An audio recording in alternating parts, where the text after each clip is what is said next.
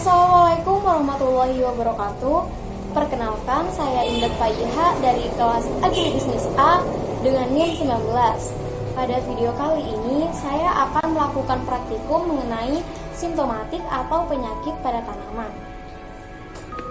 Sebelum melakukan praktikum, di sini saya akan menjelaskan terlebih dahulu mengenai simptomatik.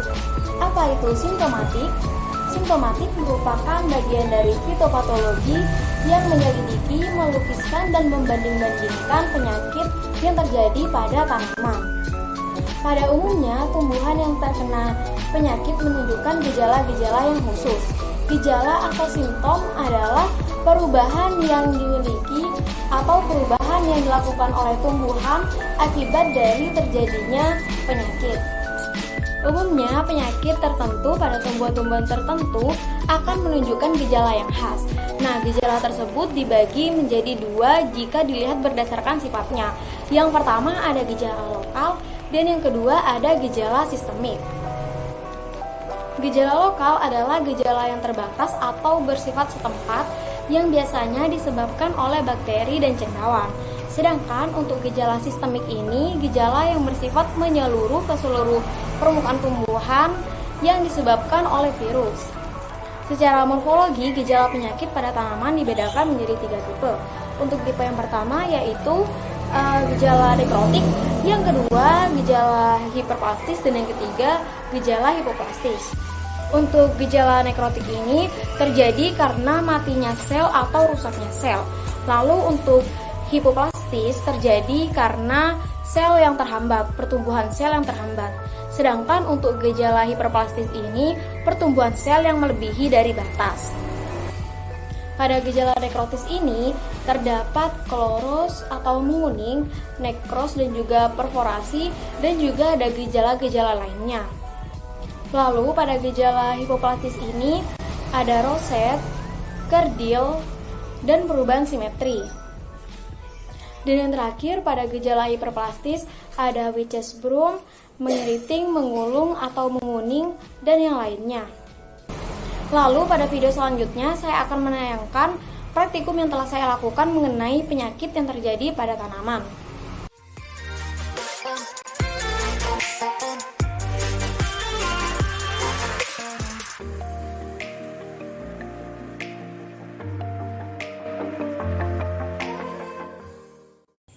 Ini merupakan gejala nekrotis, yaitu nekrose.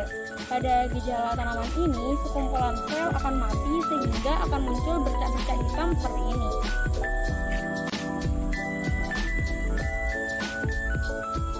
Pada tanaman yang mengalami gejala nekrose ini, akan muncul bercak-bercak hitam seperti ini, dikarenakan sekumpulan selnya yang telah mati.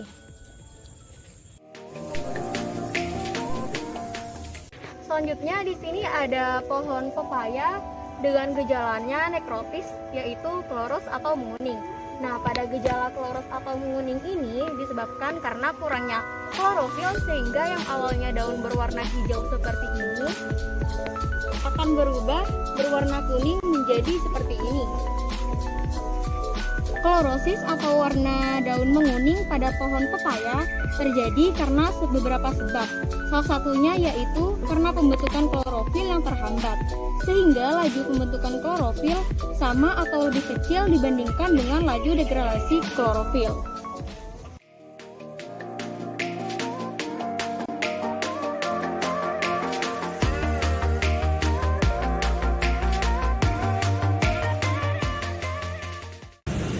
Selanjutnya di sini ada gejala hiperplastis, yaitu mengulung, mengeriting atau kerupuk yang terjadi pada daun cabai. Hal ini terjadi akibat dari pertumbuhan yang tidak seimbang pada bagian-bagian daun.